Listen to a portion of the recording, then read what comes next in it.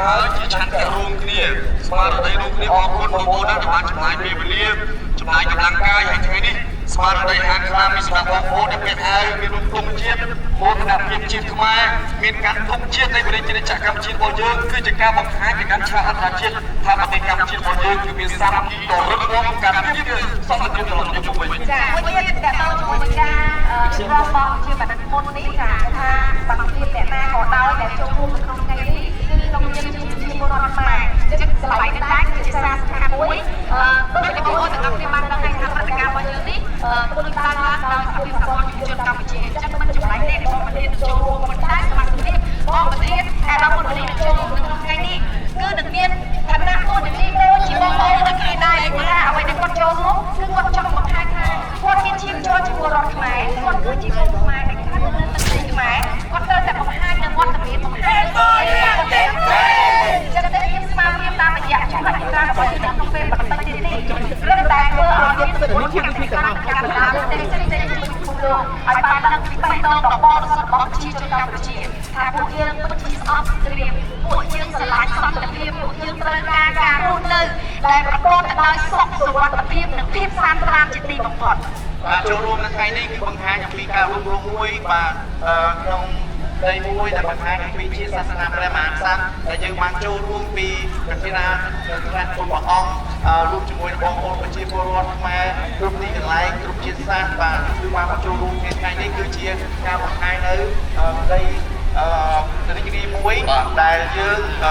ពិតជាចង់បានបន្តទៀតមិនមែនចង់បានត្រឹមតែថ្ងៃនេះប៉ុន្តែយើងចង់បានជារៀងរហូតហើយយើងជឿជាក់ថាសន្តិភាពនេះមិនមែនសម្រាប់តែប្រជាជនកម្ពុជាទេហើយបងប្អូនដែលជាសារព័ត៌មានបរទេសថ្ងៃនេះដែលលោកបានជឿចូលរួមលោកបញ្យល់អំពីតម្លៃនៃសន្តិភាពដែរពីព្រោះថាបើសិនជាគាត់មកប្រទេសកម្ពុជារបស់យើងគាត់កំពុងតែប្រតិរូបភាពទាំងអស់នេះបើសិនបើប្រទេសយើងកំពុងតែមានបញ្ហាក៏គាត់មិនហ៊ានមកដែរបាទគាត់មកទីក្រុងនេះមួយគឺគាត់ជាពលរដ្ឋរបស់យើងរួមគ្នាបានល្អមែនទែនក្នុងការទាមទារសន្តិភាពយកសន្តិភាពនេះជួយប្រជាជនពីព្រោះថាប្រការណាយើងចាការពីមួយនោះបងប្អូនបានជួយតែគឺផ្នែកផ្នែករបស់ប្រទេសកម្ពុជារបស់យើងពេលបច្ចុប្បន្នទីការរីកចម្រើន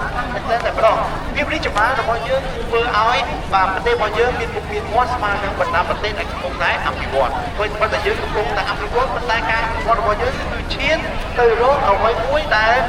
ស្មើមុខស្មើមាត់ទៅលើបណ្ដាប្រទេសធំៗនៅជុំវិញពិភពលោកដែរបាទអញ្ចឹងសូមបញ្ជាក់ផងដែរថាសន្តិភាពពិតជាមានតម្លៃបើជាអាយុជីវិតរបស់យើងបើយើងត្រូវការសន្តិភាព Cambodian need peace we are one for peace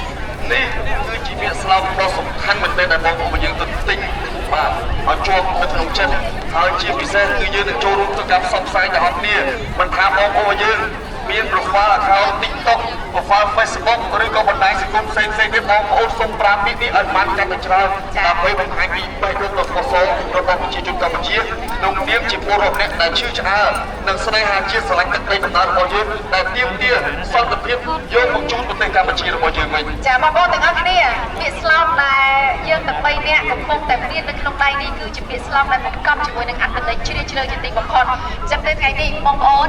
មានពាក្យមួយឃ្លាដែលនាងខ្ញុំផ្ដល់តម្លៃចាឃ្លាទៅជាច្រើនឃ្លាមែនទេដែលយើងអានហើយយើងមានអារម្មណ៍ថាអត្ថន័យទាំងអស់នោះចាក់ដោតទៅក្នុងអាយុរបស់ជីវិតរបស់ខ្មែរគ្រប់តែម្ដងសន្តិភាពមានតម្លៃជាអាយុជីវិតរបស់យើង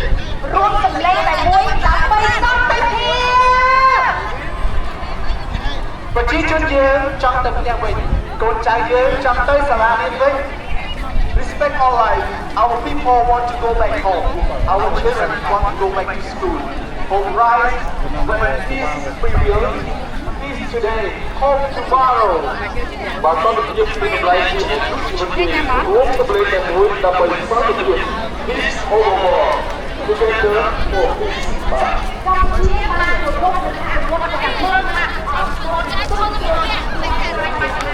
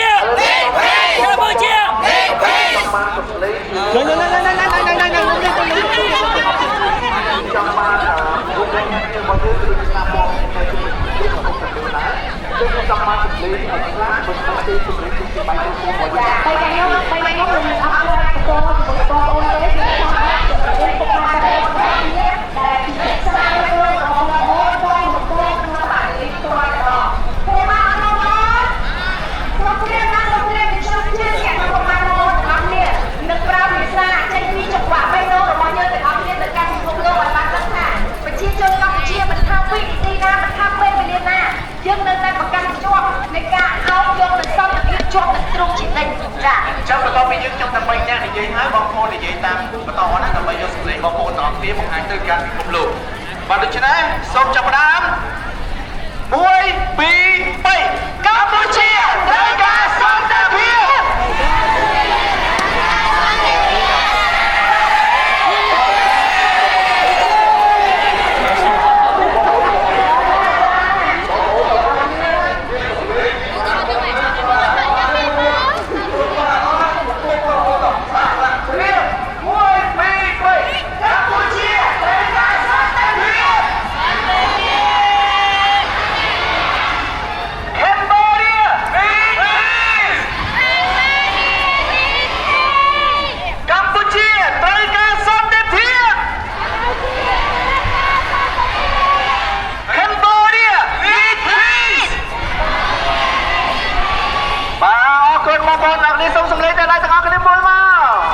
ចិត្តស្រឡាញ់ខ្លាំងអរគុណណាស់ទីហើយឆន្ទៈរបស់ប្រជាជនកម្ពុជាដែលដឹងគុណនៅទឹកដីកំណើតរបស់យើងបងប្អូនណាដូចអ្នកថាគេស្មានហើយតាមសន្តិភាពបងប្អូន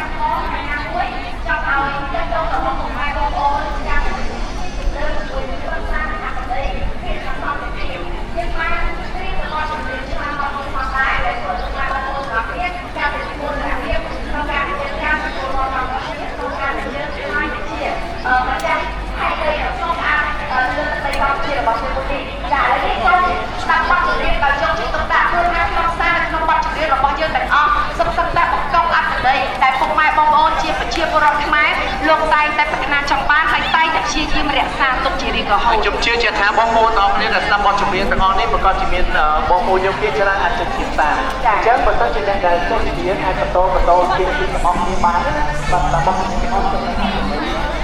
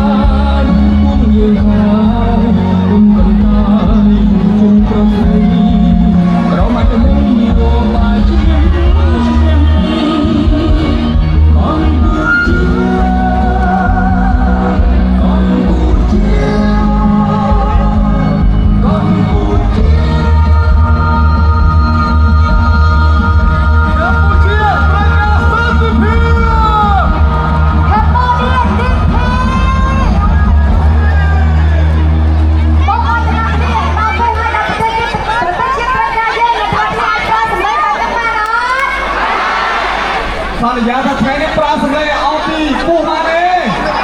កម្លាំងមានប្រមាណស្វែងរកជាសន្តិភាពបានអត់កម្ពុជាត្រូវការសន្តិភាព Cambodia need peace សន្តិភាពមានតម្លៃជាអាយុជីវិតទេ Peace over war រំសម្លេងតែមួយដើម្បីសន្តិភាព Cambodia need peace. We are one for peace. បាទនេះគឺជាពាក្យស្លោកដ៏សំខាន់មែនទែនរបស់បងប្អូនយើងត្រូវតែទន្ទឹងហើយចូលរួមក្នុងការបង្ហាញទៅកាន់ពិភពលោកសម្លេងក្នុងនាមជាប្រជាជនពលរដ្ឋរបស់កម្ពុជារបស់យើងម្នាក់ៗគឺមានតម្លៃមែនទែនបងប្អូនដែលប្រើប្រាស់បណ្ដាញសង្គមបងប្អូនដែលប្រើប្រាស់ TikTok បងប្អូនដែលប្រើប្រាស់បណ្ដាញសង្គមផ្សេងៗគ្រប់កម្មវិធីទាំងអស់សូមមេត្តាបង្ហោះរូបបង្ហោះវីដេអូនៅទស្សនវិជ្ជាទាំងអស់នេះសម្លេងរបស់បងប្អូននឹងដើរតួជានាទីសំខាន់មែនទែនក្នុងការបង្ហាញទៅកាន់អន្តរជាតិថាប្រជាជនកម្ពុជាកំពុងតែត្រូវការសន្តិភាពឥឡូវអ្នកនរគ្នានិយាយតាមខ្ញុំបានអត់ព្រោះចង់បានសលេងមួយនឹងដែរនិយាយពាក្យថា Together for Peace អូខេ Stop Together for Peace ដល់បងប្អូនទាំងអស់គ្នាឥឡូវនេះយើងត្រៀមចាប់ផ្ដើមដំណើរជួបហាយយាត្រារបស់យើងដើរដើម្បីសន្តិភាពអ្នកទាំងអស់គ្នាត្រៀមខ្លួនហើយដែរ Are you ready បន្តិចទៀតយើងធ្វើការរាប់ជូនហើយជួបហាយយាត្រារបស់យើងនឹងចាប់ផ្ដើមដើរទៅតែម្ដងអ្នកទាំងអស់គ្នាសូមរក្សាសំណាក់ភ្នំរក្សានូវភាពថ្លៃថ្នូររបស់យើងក្នុងនាមជាប្រជាប្រដ្ឋខ្មែរដែលតែងតែមានភាពចាស់ទុំនៅក្នុងខ្លួនទោះបីជានៅក្នុងថ្ងៃនេះយើងមានការជួបជុំរហូតដល់ទុកមើលមានតែណាក្តីប៉ុន្តែយើងត្រូវតែនៅក្នុងពិភពលោកថាប្រជាជនកម្ពុជាគឺមានភាពទន់ភ្លន់រស់រាយរាក់ទាក់មានសក្ដានុពលជានិច្ច បាទសម្លេងរបស់បងប្អូនក្នុងថ្ងៃនេះដើរតួនាទីយ៉ាងសំខាន់បំផុតសម្រាប់ការបង្ហាញទៅកាន់ឆ្នាំជាតិនិងបង្ហាញទៅកាន់ប្រទេសជុំវិញពិភពលោកអញ្ចឹងបងប្អូនសូមត្រៀមកម្លាំងណាស់ហើយដើរទៅកុំភ្លេចលើកទង់ជាតិរបស់យើងពីពីហើយស្វែងរកភាពស្របចេញពលរបស់យើងទាំងអស់គ្នាខ្ញុំនឹងបញ្ជាក់ជូនថាពេលណាដែលយើងចាប់ផ្ដើមហើយអ្វីដែលជាសញ្ញានៃការចាប់ផ្ដើមរបស់យើងគឺយើងនឹងរកថយក្រោយឆ្នាំ2021តែយើងបានឡើយណាហើយជាសញ្ញាដែលពេលដែលយើងរកថយក្រោយយើងរួមទាំងអស់គ្នាហើយយើងចាប់ផ្ដើម4តែម្ដងកាន់ធ្វើដំណើររបស់បងប្អូនទាំងអស់គ្នាដើម្បីសន្តិភាពយើងដើរមួយសប្បាយរីករាយឆ្នាំយើងថយមកដល់កាលវេលាបំផុតកុំភ្លេចប្រើ hashtag ដើរដើម្បីកម្ពុជាបាទហើយភាសាអង់គ្លេសបាទទីនោះដើរដើម្បីសន្តិភាពហើយនឹងភាសាអង់គ្លេស March for Peace បាទជាការបង្ហាញចេញបងប្អូនរបស់យើងចូលរួមដល់គ្នាថ្ងៃនេះគឺជាការបង្ហាញនូវភាពសាមគ្គីខ្មែរតែមួយខ្មែររួមគ្នាបាទទៅកាន់ពិភពលោកដើម្បីបាទចង់បង្ហាញថាបេះដូងរបស់ប្រជាជនកម្ពុជានៅក្នុងពេលនេះគឺត្រូវការសន្តិភាពយើងចង់ឃើញប្រជាជនកម្ពុជារបស់យើងគឺរស់ជុំជុំគ្រួសារជុំពុកម្ដាយជុំបងប្អូនជុំគ្រប់គ្រួសារបាទជុំទៅកាន់ផ្ទះសម្បែងរបស់ខ្លួនរបស់គាត់វិញជាពិសេសគឺកូនតូចបានទៅសម្រាប់ព្រេងនៅចំណុចដល់ជាបន្តចឹងសម្លេងរបស់បងប្អូនពិតជាសំខាន់មែនទែនក្នុងការបង្ហាញទៅកាន់ពិភពលោកសូមចូលរួមទាំងអស់គ្នា មួយទៀតបងប្អូនទាំងអស់គ្នាឥឡូវនេះជួបហាយយាត្រារបស់យើងកំពុងតែត្រៀមចាប់ផ្ដើមចេញដំណើរការចូលរួមពីពុកម៉ែបងប្អូនទាំងអស់គ្នាយើងទាំងអស់គ្នាលើវេទិកានេះជឿថាសម្លេងមួយនេះនឹងទៅដល់ម្ដងផ្សារវិទ្យាល័យថាអញ្ចឹងត្រូវការឲ្យក្បួនដំណើររបស់យើងដើរមួយជឿហើយម្នាក់យើងទង់ឈាមឡើងទ្វីចាបែបនេះ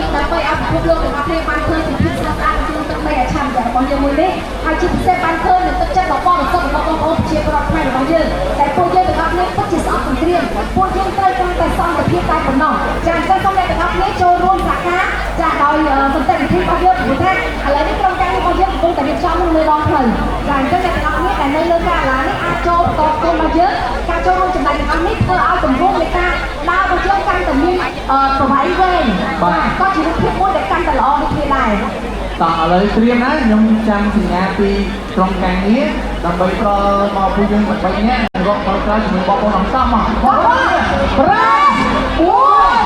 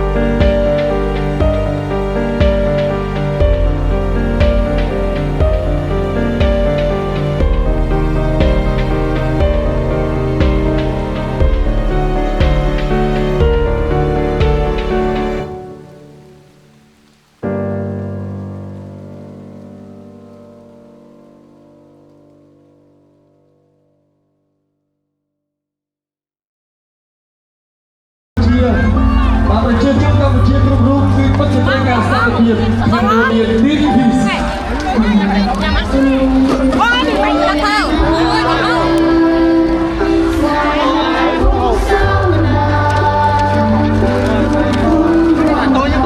សូមអរគុណដែលទឹកចិត្តในការចូលរួមរបស់បងប្អូនទាំងអស់គ្នាបាទនេះគឺជាការបង្ហាញអំពីក្តីស្រឡាញ់របស់ដល់ខ្ញុំនេះរបស់កម្ពុជាដោយយើងក្នុងប្រទេស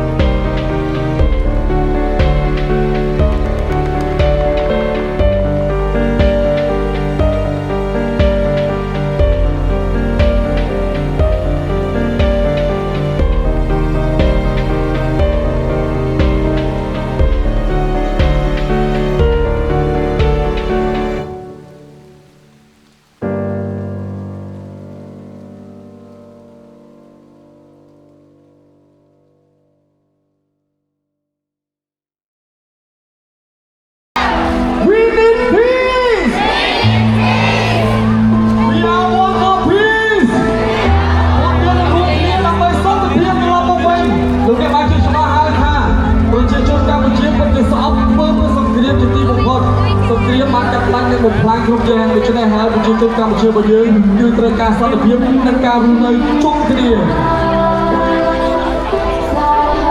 លើកតុកជាទៅប្រជាជនកម្ពុជាខ្ពស់ខ្ពស់តាមច្បាប់ភ្លេងដល់គ្នា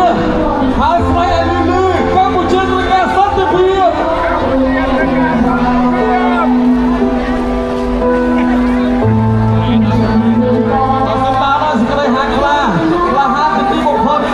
ដើម្បីទាមទារសុខសន្តិភាពត្រឡប់មកវិញជួបប្រជាជនកម្ពុជា